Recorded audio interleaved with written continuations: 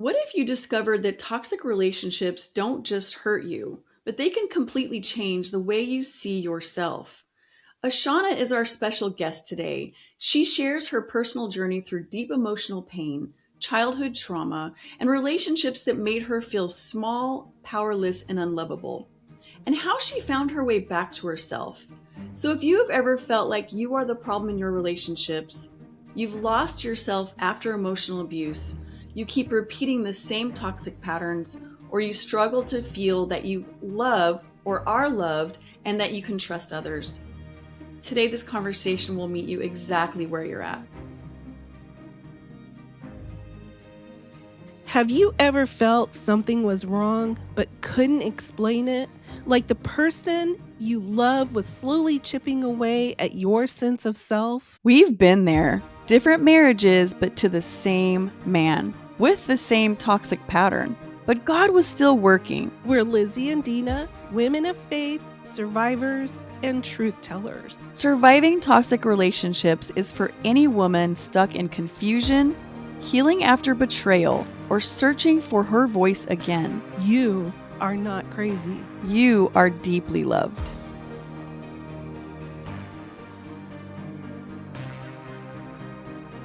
Hey everybody, welcome to today's episode of Surviving Toxic Relationships. Today we are with Ashana. She's a trauma support specialist and reclamation coach whose work is rooted in helping women remember who they are after deep emotional pain or betrayal. She is the founder of Way Home Wellness and host of the Reclamation Room podcast, where she shares real, grounded conversations about self-trust, healing, and coming home to yourself. So welcome, Ashana. We're so happy to have you and can't wait to hear about your story. Yeah, thank you so much for having me. I'm excited to be on. So really just getting right to it, like tell us how you got from where you were, and what inspired you to start this podcast and to start your coaching practice. Like where were you? What gave you this incentive to do this? Well, I'll start with the coaching practice because that came well before the podcast.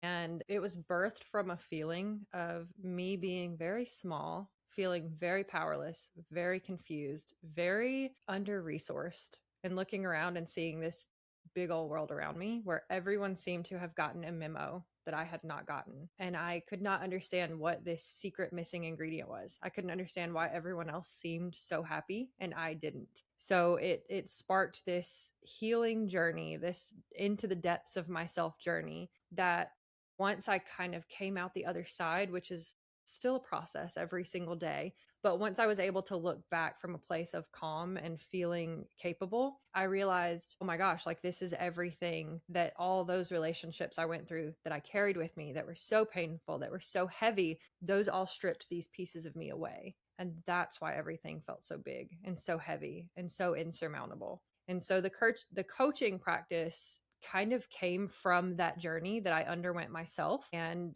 I just really wanted to help other people see those pieces of you that you feel are gone. They're not gone forever. You can absolutely call those back. You can absolutely step into a new version if you want to, but you don't have to keep believing the things that people told you or convinced you about yourself. And along the way, people would say, oh my gosh, you have to start a podcast. You need to start a podcast. And so finally, I just did it. I think it was like a Sunday when I had the idea. And then Thursday, I was like, okay, film the episode and started. And it was very amateur, very on the fly. And here we are. It's still going and I love it. That's amazing. So at what point were you in between the coaching and the podcast? At what point were you in a relationship that made you feel that you needed to have that voice and you needed to have that happiness in your life? So I had semi recently, within the last 5 years, gotten out of a relationship that, looking back, I had a really difficult childhood and I had a lot of really bad things happen in childhood that sometimes it's like you don't even want to go there. And yet this relationship that went through my early adult years, it changed me. I mean, it's the big bad awful that a lot of us look back on and we're like, I was a different person before that. What happened? So I was still fresh out of that, in that I was still working on those patterns that were coming up in me actively, But I was also in the midst of another relationship that happened very naturally and spontaneously. And I went into that with full trust and really just kind of releasing that abandoned dynamic of like, oh, I'm a child who is unloved, like I can't function without another person. So I was in the midst of being in a relationship with a person while trying to learn how to be myself, while trying to learn how to be an adult. And then that person started exhibiting very similar behaviors as the first relationship. So I was in this like almost an existential crisis of like, what is wrong with me that I keep getting into these same situations? How do I stop that? That's important because I don't want to do this anymore. And I have children with both of these people. And the first one really didn't go well. And that's been really hard on the kids. So, how can this one go better? Like, please, like, someone tell me how this can go better and I'll do it. But there wasn't really anyone to tell me. And I had to figure it out as I went. So did the relationship get better, or did you just say, absolutely not? For a few years, it was an absolutely not, in that I distanced myself. I was like, I'm not going to give you access to me, not in that way, not intimately, not, but we're committed to co-parenting. And like this person, thankfully, by the grace of God, was like, but you're a really awesome mom. And I don't really care, even if I do start dating and someone doesn't like the things that you say for our children, you're their mom. And I'm going to look to you and I'm going to let you lead on that. And so I think that was a really important difference here, that we could agree on certain things. And then when we didn't agree, we could have conversations. And this person was able to say, even if I don't agree with what you're saying, I trust that you really do mean well for the children. So I'm willing to have the conversation. And that was enough, I think, for me to maintain contact with this person in my life. We were able to still actually live in the same home. We were able to form kind of a working friendship. I know there was one point where I told him I wouldn't be friends with you if I just met you. Like, just, and I'm being super honest and vulnerable with you. I'm not trying to be mean. I'm not trying to tell you you're awful, but like, genuinely, if I just met you out and about, you're not someone that I would be friends with, because these things are hurtful and that's not something that I would tolerate from other friends. So you are kind of getting a free pass because you are the father of my children, but I think that needs to change, for my mental health and for them to have a good example. And so the relationship is still to this day very like, we'll kind of take it as it goes because we're both actively learning, but both of us are growing up too. And I think that it's really endearing to know that we're able to do that in a safe place while he's processing past relationships. And so am I. And we're still trying to figure out what means what and what can be a good example for the kids. So if it sounds complicated, it's because it is. But I guess at this point, I'm kind of getting used to like nothing ever is really as simple as it seems. Well, it goes to show you can't put things in a box, right? I mean, we all think if your relationship is like this, it has to look like this later or whatever. And sometimes we kind of walk through not knowing what we're doing, but we're just going to do it. And I know a lot of people, including myself in my first marriage, did stay with their ex or their partner for even in separate rooms or whatever. And like for me, mine didn't work out that way. So it's beautiful when it does. It goes to show that it can. I know sometimes it's probably for some it would be a financial thing, which was for me because I didn't know how I would support the kids and everything else. But the fact that I liked how you said that we're growing up together kind of sort of thing too. You're growing through it together. And I'm kind of curious because it was actually something that I saw that you have here, and that is you're in this situation, so you're going to try to heal. But how do you say something about not doing it without hardening? Do you mean like hardening of the heart, the spirit? And what does that really look like in real life? Because that is something that I think both Dina and I have observed over and over, that many people are very hardened. And it shows. It's like either they're stuck in that anger mode. I think it's all part of the cycle of coming out of an abusive relationship. You're the victim, and then you go through that period, you're the anger. But then there's many people, either they stay in that victim mentality or they stay in that anger hardening mentality, and they're both difficult to be around after a while, right? So what does that look like to you? Yeah, I love this question because you ended it perfectly, to you, right? Like in my day job, I work with women who are in a relationship and who are actively alongside their partner, they're recovering from porn and sex addiction, which has turned into infidelity and betrayal. So every day I have this huge thing staring me in the face. And I know in my soul that the answer is always like soften and move towards love, soften and move towards love. And yet these walls go up because we have been hurt. And when we're hurt, it's echoes of past hurt. And then we're hurt again. And then it keeps compounding on top of that. And there comes a time when softening and moving towards love requires you to do that for yourself and to be protective of yourself. But when that's been our instinct all along, and the only way that we've known how to do that is to completely withdraw or completely shut down, a lot of times for me in the past, I don't really do this anymore, but I'll own up to it.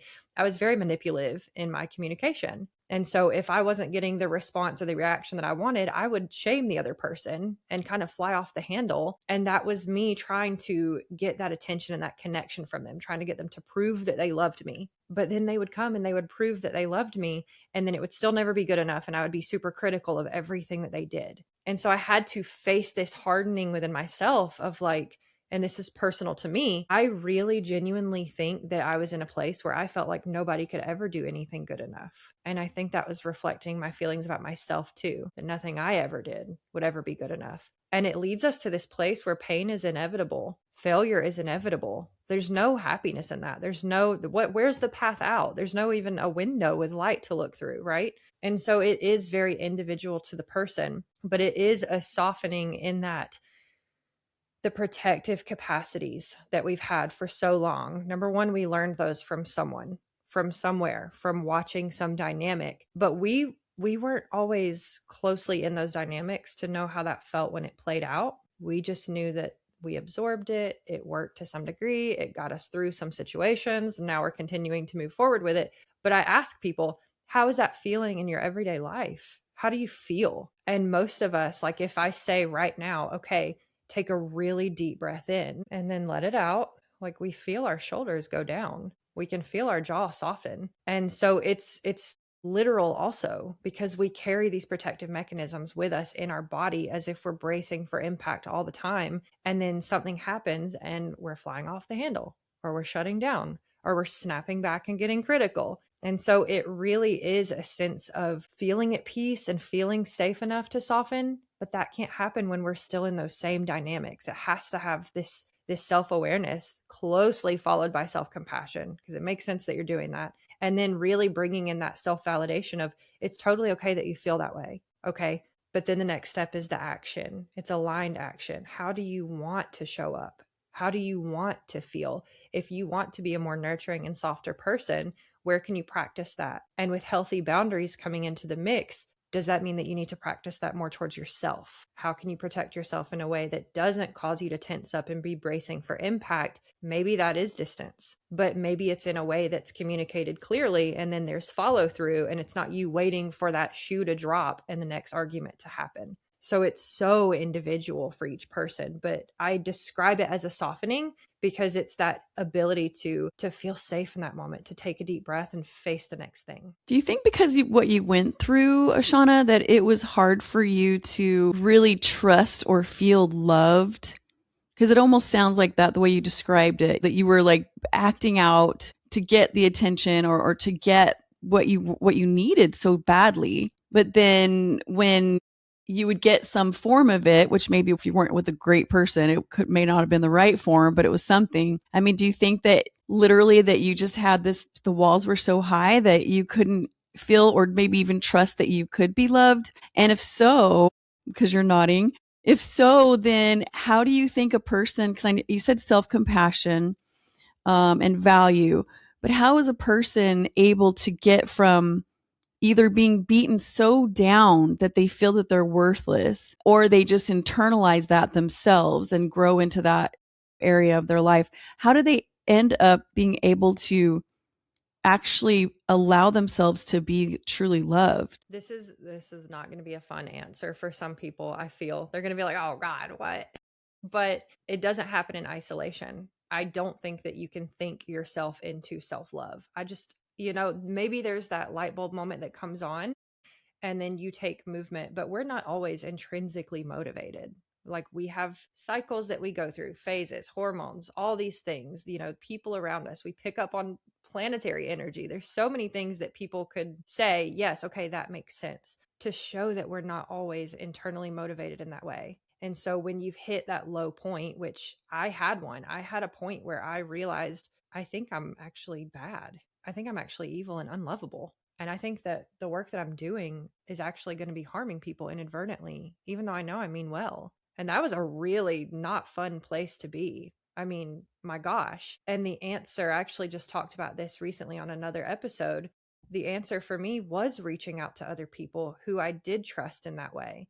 And it wasn't family, it wasn't anyone romantic, because, like you said, I had been afraid of receiving love. This was people who very carefully, I had allowed them to see me in vulnerable places, but never that low, never that vulnerable. And it was terrifying. But I don't think that I could have thought my way out of that situation. My brain, my body, my nervous system genuinely needed some kind of feedback from another human that was, you're okay. It's okay. And that the reason that was such a vulnerable place is because I never got that. And I think that a lot of us, we're still looking for that. We look for that in relationships. And this is important for people to hear.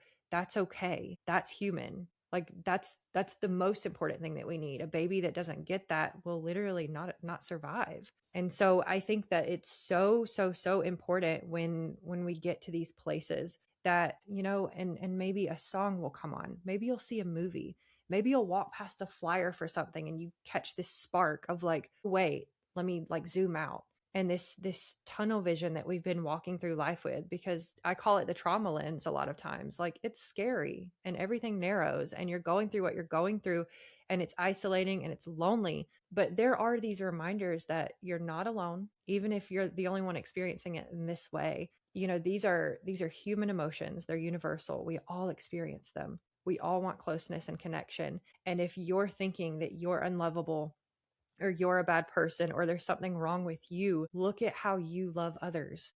If nothing else, look at how you love others. If I were to ask you, what's the one thing that you would want to tell to people, to humanity? Look at that. That is proof that you're not an awful person and you're not unlovable. And sometimes it's really hard to give that back to yourself. And that's what I was really struggling with, because I genuinely want people to see how amazing and wonderful they are. And that these relationship dynamics have taken away these pieces, yes, but you can get them back and then some. But I didn't believe that about myself in that moment. And it's like, gosh, tunnel vision. Yeah. Well, I think that just like we've talked about reactive abuse before on our podcasts, and in reactive abuse, you are acting out and you are reacting as a defense mechanism and or as just an outcome of all the pain that you've been through. And it's kind of like you said, it's turned you into somebody that you don't like or you don't recognize or you're not proud of. And especially if you're with a very toxic person, they can tell you, see, you're the problem, or see, it's not just me. Look how ugly you're acting. Look how disgusting you're behaving. Look at you yelling and, moody and crazy and psycho and imagining things. I mean, they can tell you these things, which takes away anything that you thought you were. But if you're raised that way, all the worse, because you're just a child. And in your formative years of who am I? Do I matter? Do I have value? And you're being told that by either word or action. So it's almost a form of reactive abuse that you are literally walking out these behaviors because you just have no idea. And so, of course, you're going to look at yourself and say, I'm bad and I'm harmful and I'm no better than this person. So where do you think that a woman, if she's feeling this way out there, or even a man that's listening, if they're feeling this way, like what should be their first step to dial it back? Like you said, zoom out, dial it back and realize, or maybe get some sort of epiphany about why they feel this way and that it may not be the truth. Why they feel like they're Why they unlovable feel and like bad. they're unlovable, worthless, that there's no hope for them, that they're a bad person. They've been turned into that with all of the stuff that they've been through. Mm-hmm.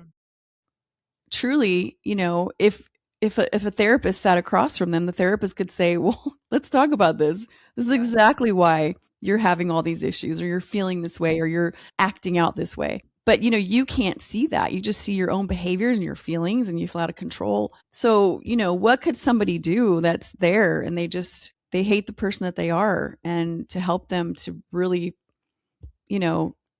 see that it may not be that they are a horrible person. It may just be what they've been through. Yeah. I love questions like this because these are the ones where it's like you want to give this big, like, aha moment answer. You're like, oh, here we go, the moment that everyone is waiting for.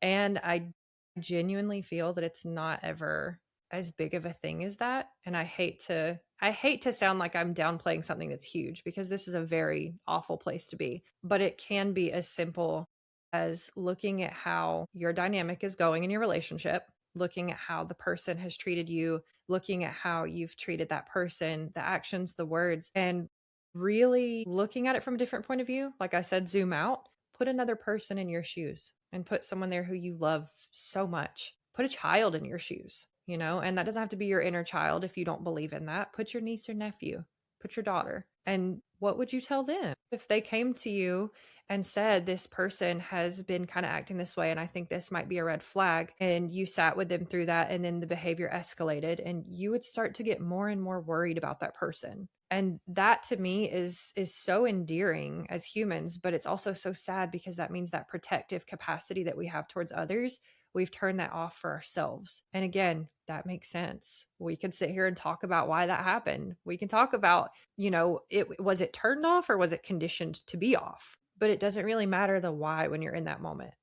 We could have these aha moments all day long of like, oh, of course, because that's what my mom and da da da and my uncle and blah blah blah, like whatever. That doesn't make you feel better in the moment. And I don't think that feeling better is always the answer. Sometimes I think feeling what you're feeling in that moment and then opening up to that protective capacity for yourself is the answer, because that is what you deserved all along. That is what you deserved when you were small and you learned to turn off that protective capacity. And it's okay to still be grieving that and to still be lashing out. All those things are cool. Like, you're fine. You're genuinely okay. It's letting yourself believe that and step out of the shame into, that means I have to do something now, and I have to do something different. So how can I kick myself off this cycle of repeating the same things over and over? And again, I go back to, what would you say to someone who you love very much? And what if they told you, I feel helpless and I don't really know what to do. I don't really think I can leave yet. Like, financially, I'm not in a place to be able to leave. What would you say to them? Because if it's someone that you love very much, you will probably help them find resources in some way. You'll dig, you'll do research, you'll give affirming words, whatever you need to do. And that person, what they need to feel loved, you're going to give it to them. And so it's difficult, because then you have to dig into your needs. What do I need to feel loved? Oh my gosh, I don't know. I have needs. Wait a minute, hang on. I wasn't prepared for this. And so it is big. It opens up a can of worms. It's not ever as easy as just, how do I feel better in this moment, or what do I do next? It's all a can of worms. But like I say to people, relationship dynamics, difficult situations, traumatic experiences, any of it, it's uncomfortable. It causes friction. And that's rubbing up against parts of us that we don't want other people to see. But ultimately, it's pushing us forward toward growth. It is. And it's just a lot of times believing that you're even deserving of what that growth can bring. And so this piece of feeling like you're bad, it's a really big deal. And that's why I do the work that I do, because there's no magic words that I can say to magically get you out of that. And so I hold the space. I go on conversations like this one. I let people know, you're not alone. I've been there, and I love you, and I believe in you, and I think you can do it. Even if you think you can't right now, that's okay. I'll sit with you. That was awesome what you did. You're beautiful. I like that. And as we talk about a lot of the healing process and really trying to reprogram your brain and your emotions and everything else, many times people don't realize that they're healing, but they really are. But we don't know. I mean, other people may see it better sometimes, I think, than the victim themselves. What are some things that you tell people to, I mean, is there anything that you have that may be like a common thread of someone that is on the healing path and journey of success? Yes, I love this question. Oh my gosh. When I have sessions with clients and they come and they tell me all the things, right? I just, at the beginning of the session, I'm like, let it out. Just tell me everything. And at the end of every single one of those, my answer every single time starts with, okay, I love this for you.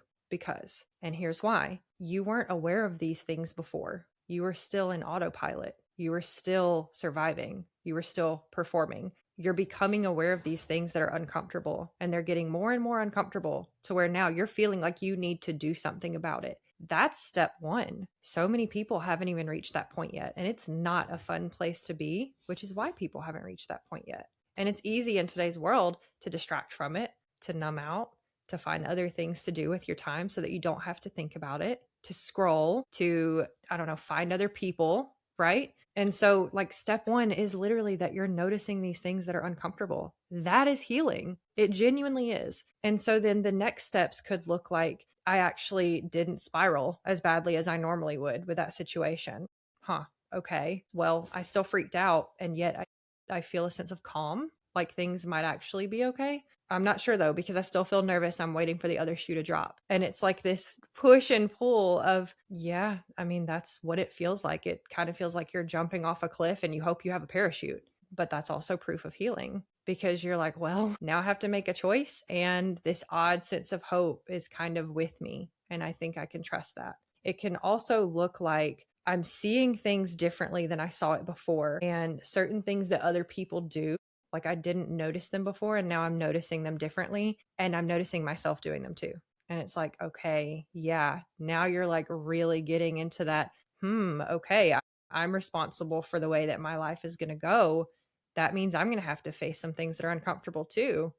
Reactive abuse aside, even without this relationship showing me these things, there's still traits that I'm carrying that are showing up for me to work on. And so it really helps when these things start coming up, because it's showing people in real time. That zoom out function is like, there's so much more happening than just this relationship. Really, really and truly. But everything was zoomed in because it took everything that you had. It was draining you. You were focused. You loved this person. Do you know how endearing that is? Like, you're an amazing lover. You're an amazing giver. You're an amazing nurturer. And now we're zooming out and you're seeing these other pieces. And that's when people a lot of times will say, the sky is like so pretty today. Or, oh my gosh, I heard birds singing. Or, I think I want to paint something or go roller skating. Isn't that weird? And that's the spark. That's when you're like, oh my gosh, like, yes, it's all coming back online. And then you'll have a shitty day again. That's okay. That's going to happen. But it's finding those little things that remind you, zoom out, zoom out. It's okay. You're okay. So I love that question, because it shows up in unexpected ways. Well, and it really does. I totally agree. A good key is when you finally have that spark again, like you said, you want to go skating. You're like thinking, man, I kind of really want to explore this, not realizing that it's really your heart and soul kind of coming back to life after grief and trauma. And it's a process. And that is, to me, a very key factor as well. It's that spark and the desire to do things again. Yeah. Yeah. Listening to Well, a song and you're like, oh, I'm dancing. What? This is yeah. weird. Or even singing, Yeah. like Oh my anything. gosh. Yeah, anything, because your heart starts to get lighter, especially when you're able to see things in truth. I think that's one of the big things that I'm sure you went through. I know Lizzie and I both went through in our shared ex. There's so much fog that you really can't see the truth. You really are so completely confused about why you are miserable, or why you're acting out in ways that are not you, and you're just in shame over it. And when you are able to get out of that fog and get that perspective and shift into truth, boy, it's amazing how some of those things start to fall off, and you get to actually not have to own a lot of these things that were put on you, and the things that you did do, and you do face those, and you do realize, even if it's just the fact that you chose this relationship, even though you saw the red flags, and your children they were hurt because of it. Like, those are hard things as a mom to have to face. Like, that's what I've had to, really truly look at, is that, yeah, I got out of the relationship 27 years later, but I mean, my kids, they weren't like physically injured, but there's just a lot of emotional hurt from his behaviors. And I tolerated them without realizing. I thought I was saving them. I thought I was saving them from being not homeless kids, but impoverished kids with an impoverished mom that didn't have a lot of resources. And anyway, but boy, I tell you, that truth does set you free. It does. So I know we're right about time, but Ashana, is there anything else that you'd like to share with our audience and also where they can find you? I don't know. When it comes to like sharing something, it's like, gosh, I wish that I could find the perfect thing to say to people to help them where they're at. And it's really just like reach out and reach out to a trusted person as much as you can. And don't shame yourself for needing that sense of connection. But, as far as people where they can find me, I actually host a weekly call every Tuesday on Zoom that's completely free for women to just come to and be. And you don't have to speak, you don't have to have your camera on, just come and listen if you want. But I feel like we need more spaces and more conversations like these. And so that would be my message. Just reach out, because it's so isolating and so lonely. And if something vibes for you and you're like, hey, this kind of resonates, let me check it out and see what this person is about. Not even me, the local library, anything. Just like get out of that one tunnel vision perspective as much as you can, as often as you can handle it. It's so, so helpful. I agree. That was well said, because that's the time I think we tend to isolate the most. We've been in an isolating relationships, and then dealing with it is so painful and so rough. It's hard to reach out. Pretty much everybody we've had, even on our podcast, are like, hey, just reach out. Reach out. And that is so true. That if you are in these situations, just reach out. You're right. And we just have to take that step and get out of our pain and trauma and step out of a comfort zone of being quiet and isolated and put ourselves into connection with other people. Well said. Yeah, because that's how narcissists get control of you. They get control of you by isolating you. And why? Because you're powerless without other people's perspective and help and love and care and honesty. Those people pull you out of that dark pit. So any narcissist is going to isolate, and whether that be moving you out of town or, saying, I don't like those people. I don't like that family member. I don't like those friends. Get rid of the people that are threats, because then they can completely control your mind and your perceptions. So love it, Ashana. And just quickly, just tell us where we can find you, and especially that weekly group sounds wonderful. Yeah, everything is in one easy place. It's just wayhomewellness.com. I have all the toolbar at the top. You can click Women's Circle. You can find my podcast there, and you can actually contact me directly there if anyone ever does need to chat. And I'll say, even if you're lurking on someone's Instagram, keep lurking, because the day will come when you do reach out and you say something. It doesn't have to be loud. Well said. You just have to try to be present, right? Yeah. Yeah. Thank you, Ashana. That was great. We enjoyed spending time with you. Me too. Thank you for having me. If this conversation resonated with you, you are not alone, and you are not broken. Make sure to subscribe to Surviving Toxic Relationships for more conversations that will help you heal, grow, and reclaim your voice. And if somebody came to your mind while listening today, please send this to them. It could be the exact reminder and comfort that they need.